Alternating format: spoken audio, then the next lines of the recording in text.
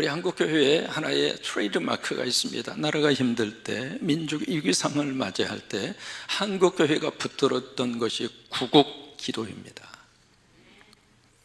6.25 사변이 일어났죠. 전쟁 통해 참 모든 이 나라가 풍전등화 같던 그 위기 상황 속에 1950년 8월 30일 부산의 초량진 교회에서 피난차 몰려왔던 목사와 장로 250명이 구국 기도회로 모입니다. 모여서 원래 그 기도회를 하루에 끝내려고 했는데 성령께서 강력하게 역사하셔서 거기 모인 목사장도 250명이 하나님 앞에 가슴을 쥐어들으면서, 주님, 이 나라의 위기 상황은 저희들이 하나님 앞에 바로 서지 못해서 하나님 앞에 회개하지 못해서 우리나라 이런 일을 겪고 있습니다. 하나님, 다시 한번 도와주시옵소서. 다시 한번 이 나라를 불쌍히 여겨 주옵소서. 하나님 도와주시옵소서. 우리가 할 수 있는 일이 지금 아무것도 없습니다.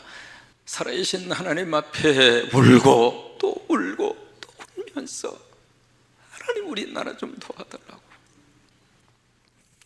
그 기도회가 하루에 끝나지 않고 일주일 동안 밤으로 낮으로 그냥 울부짖으면서 하나님 앞에 기도했는데, 나중에 그 기도회가 끝난 다음에 거기에 참석했던 250명 모두가 다 기진맥진한 상태가 되었다고 합니다.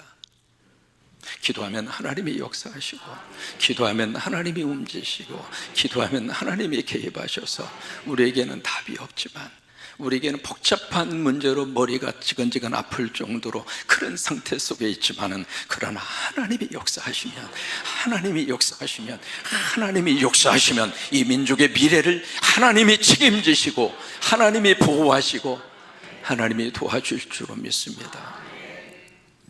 우리가 지금 대림절을 지난주부터 지키고 있습니다. 첫 번째 주에 밝힌 촛불의 그 촛불의 의미는 소망의 촛불이었습니다. 그 촛불을 밝히면서 주님, 이 땅의 희망은 예수 그리스도입니다. 주님, 이 땅에 오시옵소서.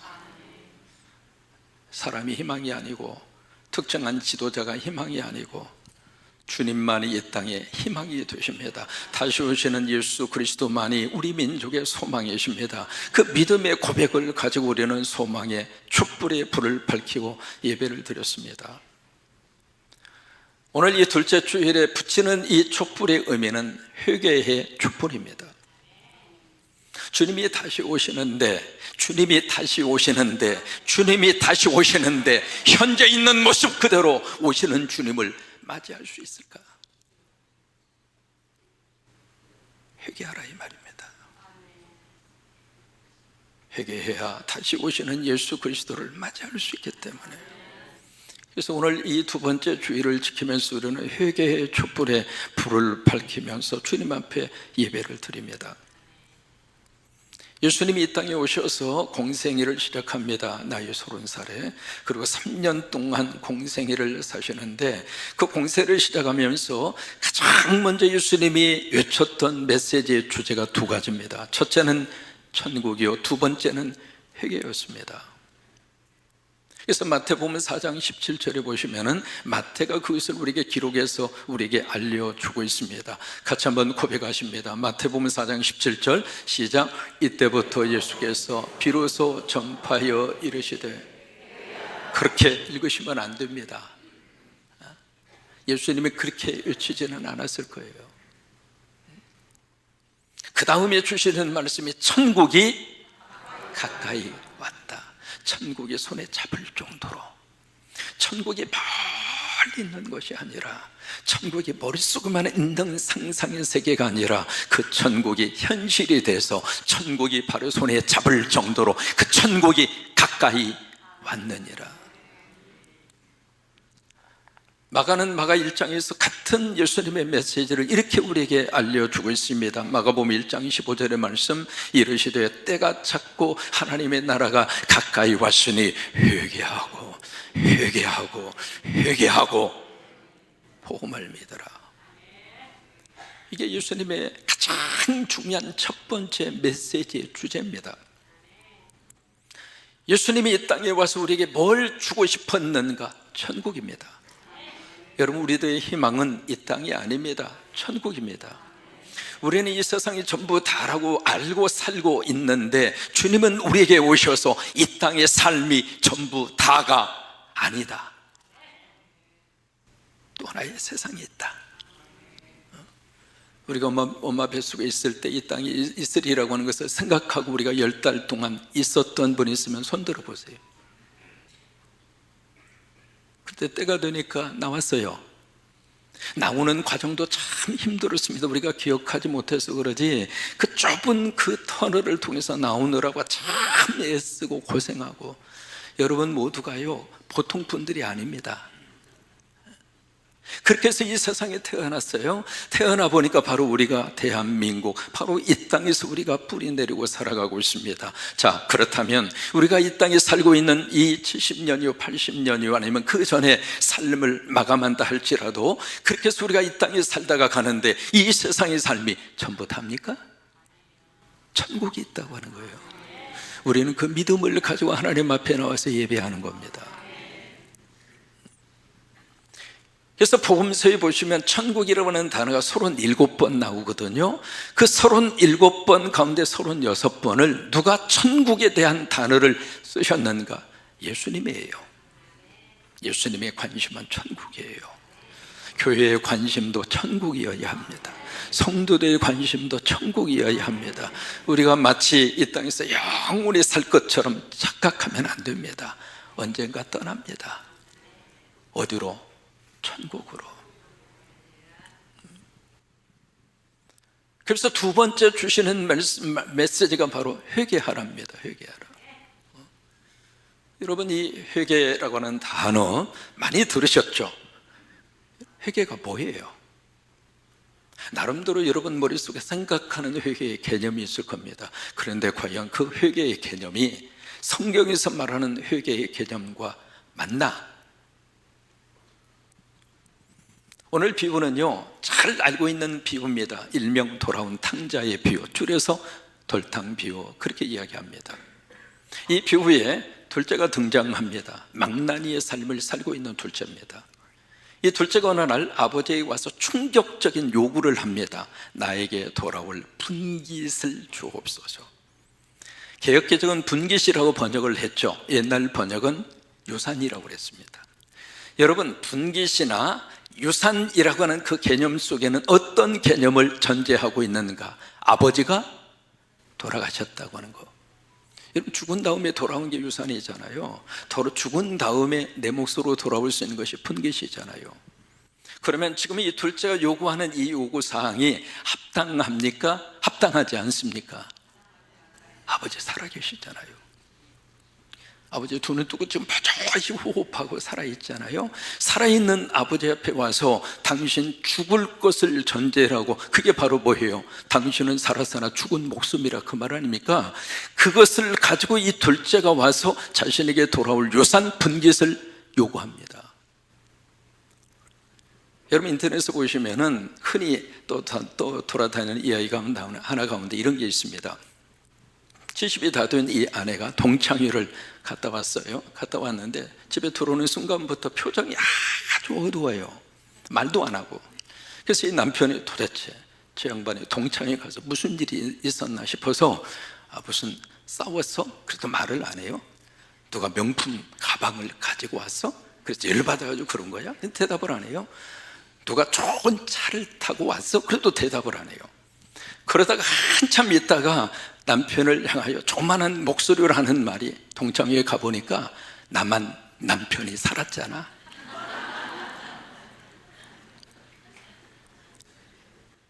그 말을 듣고 이 남편이 충격을 먹고 쇼크사로 돌아가셨어. 그래서 이제 병원에 입원을 한 거예요. 갑자기 충격을 먹고 그런 상태니까. 의사가 와서 딱 보더니 가망이 없습니다. 그런 거예요. 그래서 이제 가망이 없다고 그러니까 시체실로, 영안실로 딱 모시고 가는데, 그 순간까지 남편이 의식이 있었어요. 영안실로 들어가면 나는 끝난다. 그래서 막 몸부림을 치다가 발을 까딱까딱거린 거예요. 근데 그 모습을 같이 있던 딸이 본 거예요. 그러니까 딸이 엄마한테, 엄마, 아빠 살아있어. 그러니까 엄마가 한 말이, 조금 전에 의사가 뭐라고 그랬어? 갔다고 그랬잖아.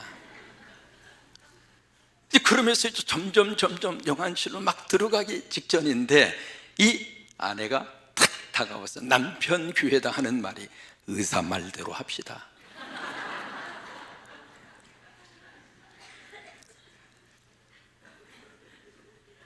둘째가 아버지를 대하는 모습이나 여기에 등장하는 아내가 남편을 대하는 모습이나 뭐가 달라요? 결국 아버지가 이 아들에게 아버지의 요구대로 유산을 물려줍니다. 근데 물려주는데 거기에 보시면은요, 각각 물려주었다고 그랬어요. 그러니까 둘째에게도 주고 큰아들에게도 준 거예요. 그러면 여기에 공정하지도 않고 상식적이지도 않는 이 둘째의 요구를 왜 아버지는 들어줬을까? 왜 들어줬을 것 같아요? 자식 이기는 부모 있어요? 없어요. 두 번째, 네가 가서 경험해봐라 이거예요. 아버지는 압니다. 이 둘째가 어떤 삶의 결과와 결론에 이를 것인가. 왜요? 인생을 살아보면 어떤 모습으로 이 삶이 가게 될 거라고 하는 것을 어느 정도 우리는 알아요. 내가 말해도 안 듣고 꾸짖어도 안 듣고, 아 그래? 그러면 가서 경험하고 와. 저희 둘째가 말이죠, 그것을 다 챙겨서 여러분 13절에 보시면은 그 후 얼마 되지 않아서 뭐예요? 이미 다 작정한 거예요. 다 꾸민 거예요. 그 돈을 전부 다 챙겨서 어디로 갔는가? 먼 나라로 떠납니다. 왜 먼 나라일까요? 아버지의 시선에서 멀어지고 싶어서. 아버지가 싫다는 거예요. 아버지의 간섭과 아버지의 시야로부터 최대한 멀리 떠나서. 왜? 그것이 자유라고 생각했고 그것이 참된 내 인생이라고 생각을 했던 거죠. 그래서 먼 나라에 가서 그때부터 이 둘째 아들이 그냥 방이란 방은 다 출입하는 거예요. PC방, 놀이방, 게임방, 그냥 있던 돈 다 탕진해 버렸죠. 결국 어디까지 가게 되는가? 돼지 치는 농장에 품꾼으로 들어갑니다. 들어가는데 하도 배가 고프니까 거기다가 기운까지 왔어요. 그래서 돼지가 먹는 양식 사료, 쥐엄 열매. 지금도 여러분 이스라엘에 가서 보시면 길거리에 흔하게 심겨져 있는 가로수가 쥐엄 열매 나무입니다. 지금도 가서 여러분 흔하게 볼 수 있는 나무입니다. 그 열매조차도 먹을 수 없는 지경이 됐습니다. 유대인들이 가장 혐오하는 동물이 있습니다. 그 동물이 돼지예요. 마치 우리나라에서 무슨 이야기 할 때 개 짜는 이야기, 개라고 하는 단어가 들어가면 기분 나쁘잖아요. 그죠? 새끼도 개자를 붙이면 참 기분 나쁘게 생각합니다. 개새끼 하면. 근데 개자라고 하는 단어 자체가 우리에게 그런 뉘앙스를 주잖아요. 근데 유대인들에게 개라고 하는 단어보다도 더 혐오스러운 동물이 돼지란 말이에요. 근데 그 되지 많지도 못한 그런 인생의 나락으로 떨어진 거예요. 여러분, 아버지를 등지고 가는 삶의 결과는 그렇게 되는 거예요. 그래서 완전히 밑바닥에 떨어졌잖아요. 떨어진 그 삶의 밑바닥에서 이 아들은 두 가지를 깨닫습니다. 17절을 보실까요? 17절 말씀해 보시면 말씀이 이렇게 시작합니다. 같이 한번 읽으시죠. 이에 스스로 돌이켜 라고 하는 단어, 이 부분을 영어로 보시면 when, 때, he, 그가 came, his sense, 그의 의식이 돌아왔을 때, 그렇게 번역을 했습니다. 정신이 돌았다 이 말이에요. 그동안에 정신을 놓고 살았어요. 정신을 다른 데 뺏기고 살았어요. 그런데 이제 정신이 들어온 거예요. 여러분, 어떤 일이 있어도 정신 놓지 말고 사십시다. 세상이 아무리 요동을 친다 할지라도 정신만은 가지고 살아야 된다 이 말이에요. 여러분, IMF 시절에 그 집에 딸 이름이 정신이가 있었어요. 근데 정신이 친구가 그 집에 친구에게 전화를 한 겁니다. 근데 그 전화를 아빠가 받았어요. 그러니까 그 딸이 아버님 정신이 있어요? 그러니까 정신이 없다. 정신이 어디 갔어요? 정신이 어디 갔는지 모르겠다. 정신이 오면 꼭 알려주세요. 알았다. 정신이 오면 말아마. 정신 놓고 살면 안 됩니다. 그래서 정신이 다시 돌아왔을 때 이 둘째 아들이 두 가지를 깨달아요. 첫째로 뭘 깨달았는가? 아버지의 존재를 인식합니다. 분명히 아버지가 계셨는데 그 아버지를 이 아들은 어떻게 생각했는가? 아버지가 아니라 유산이나 물려주는 물주로 생각한 거죠. 아버지의 존재성을 인식하지 않았습니다. 아버지의 존재를 자신은 인정하지 않았습니다. 근데 이제 삶의 밑바닥에 떨어진 다음에 아버지가 있구나. 17절부터 24절까지 아버지라고 하는 단어가 11번 나옵니다. 그래서 이 아들은 계속해서 아버지, 내가 아버지를 잊고 살았구나. 내가 아버지를 망각하고 살았구나. 아니지, 나한테 아버지가 있구나. 17절과 18절을 보시면은 그냥 아버지가 아닙니다. My father, 내 아버지. 여러분에게도 아버지가 있으시다고 하는 사실을 인정하십니까? 정말로 인정하십니까? My father, 내 아버지. 두 번째로 이 둘째는 뭘 지금 깨달았는가? 자신의 실존의 모습을 깨닫습니다. 그러면서 여기에 17절 말씀은 내가 여기서 굶어 죽게 생겼구나. 또 하나, 그 다음 18절에 보시면 내가 하늘과 아버지께 죄를 지었구나. 자기는 그것이 죄라고 생각 안 하고 아버지에게 요구했습니다. 근데 내가 큰 죄를 지었구나. 내가 아들이라 일컬음을 이제는 더 이상 받을 수 없는, 그래서 아버지의 집에 고용된 노예로라도 나는 만족하겠다. 자신의 실상을, 자신의 죄인된 모습을 그때 가서야 깨달은 거예요. 자, 보세요. 지금 이 아들에게 있어서 계속 그의 마음속의 감정을 지금 어떻게 우리가 표현해 볼 수 있는가? 이 아들은 철저하게 지금 뭘 하고 있는가? 후회를 합니다. 가슴을 치면서 내가 왜 그랬는가? 내가 아버지의 못에 대못을 받고 내가 왜 그랬는가? 그래서 자신의 행동, 자신의 그 모습 속에서 계속 뉘우치고 회개하고. 자, 보실까요? 여러분, 이게 회개인가요? 여러분, 이게 회개가 아닙니다. 성경이 말하는 회개라고 하는 것은 내가 한 행동에 대해서 회개를 말할 때 세 가지로 이야기하거든요. 첫째로 지적 회개, 이성적 회개라고 이야기합니다. 깨달아야죠. 죄를 죄라고 인식해야죠. 깨닫는 것으로 회개가 시작이 된다, 그렇게 이야기해요. 두 번째, 감성적 회개의 차원을 이야기합니다. 깨달았으면 내가 저지른 죄에 대해서 막 통의하고 자복하고, 그 감성적 회개잖아요. 그 다음에 세 번째로 의지적 회개를 이야기합니다. 내가 잘못된 그 자리에서 내가 고친다, 이 말이에요. 이것을 우리가 회개라고 이야기하는데 과연 그것이 성경에서 말하는 회개의 모습인가? 오늘 비유가 그것을 우리에게 잘 말씀을 해주시고 있습니다. 여러분, 20절에 보시면은요, 20절 보실까요?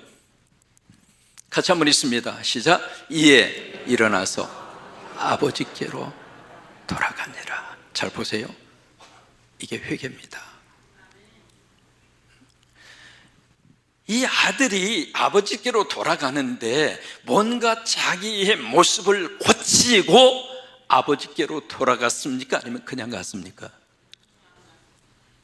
그냥 갔어요. 돼지하고 함께 생활하느라고 몰골이 말이 아니어서 목욕탕 가서 목욕도 좀 하고, 남루한 이 옷으로 어떻게 내가 아버지를 만날 수 있어? 그래서 새 옷을 사서 옷을 갈아입고, 오래간만에 아버님 만나는데 과일이라도 한 박스, 한 바구니 가지고 가야지 해서 과일을 사고, 여러분, 그렇게 준비를 하고 나서 아버지에게 간다고 생각을 했다면 이 둘째가 아버지에게 갈 수 있는 가능성이 많아졌을까요? 아니면 사라졌을까요? 굶어 죽게 생겼는데 무슨 돈으로 목욕을 하고, 무슨 돈으로 옷을 사서 입고, 무슨 돈으로 과일을 준비해서 아버지께 가요? 아들은 알았습니다. 아버지를 알았습니다. 내가 생각하는 아버지는 그것을 요구하지 않을 것이다. 내가 생각하는 아버지, 내가 믿는 아버지는 내가 가기만 해도 아버지가 나를 안아주실 것이다. 여러분, 우리가 아버지를 제대로 알아야 합니다. 하나님 아버지를 제대로 알아야 합니다. 내가 생각하고 내가 인식 인식하는 아버지의 개념에서 성서적 하나님 아버지의 개념으로 여러분들이 바꾸셔야 돼요. 둘째는 알았어요. 그래서 일어나서 아버지께로 간 겁니다. 아버지께로 갔는데 아버지가 딱 가서 보니까 아버지가 다 끌어안아주고, 그리고 옷을 다 벗겨 목욕도 시켜주고 새 옷으로 갈아입혀 주시고, 그리고 신발도 새 것으로 신겨주시고 손가락에 반지도 끼워주시고 아들의 주의를 회복했다 이 말입니다.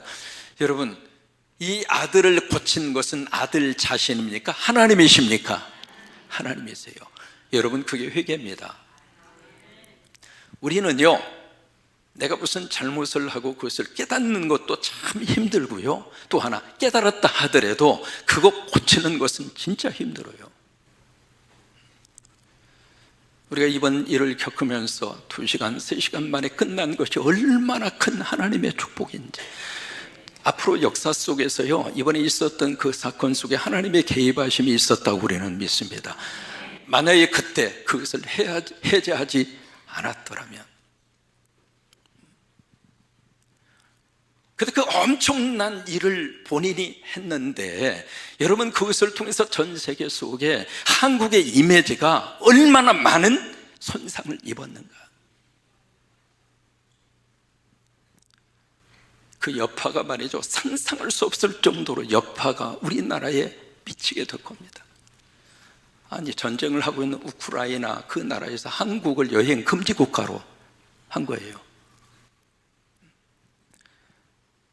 미국에서는 그렇게 지금 평가하고 있습니다. 이번에 이 일이 한국이 앞으로 10년 뒤로 후퇴하는 계기가 될 것이다. 전 세계가 지금 어떻게 지금 변화되고 있는데, 거기에 대한 준비를 해도 부족한 판에 이 일이 앞으로 한국의 정치뿐만이 아니라 경제, 외교 할 것 없이 상상할 수 없을 정도로 그 일을 했는데, 국민들 앞에 나와서 내가 죄송하다고 담화를 발표해서 나왔는데, 그것도 한참이 지난 다음에 나와서 딱 2분 이야기하고 들어가요. 자기가 뭘 했는지를 모르는 거예요. 참 사람이 그렇습니다.